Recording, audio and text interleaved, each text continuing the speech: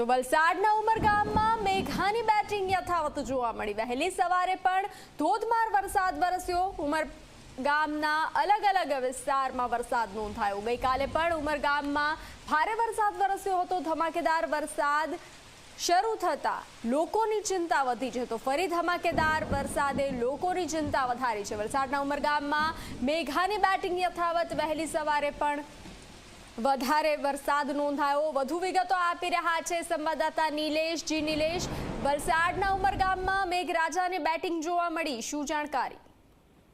જી ચોક્કસથી જણાવી દઉં કે ગત દિવસથી વલસાડ જિલ્લામાં મેઘો જે છે ખૂબ જ જોરથી વરસી રહ્યો છે।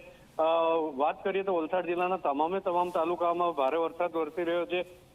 સૌથી વધારે વરસાદ જે છે ઉમરગામ તાલુકામાં પડ્યો હતો। ઉમરગામ તાલુકામાં છેલ્લા 24 કલાકમાં 6 ઇંચથી વધારે વરસાદ વરસ્યો હતો અને આજ સવારથી પણ વધારે વરસાદ હોવાને લઈને અહીં વહીવટતંત્ર ક્યાંક ને ક્યાંક એલર્ટ મોડ પર છે।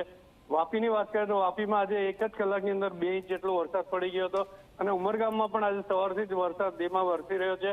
ત્યારે લોકોને હાલમાં જે રસ્તા પર જે પાણી ભરાવા લઈને લોકોને તકલીફ વેઠવી પડી રહી છે અને આવનાર સમયમાં હજુ પણ વધારે વરસાદ હોવાને લઈને લોકો ચિંતામાં મુકાયા છે। જી નિલેશ, જાણકારી સાથે જોડાવા બદલ આભાર।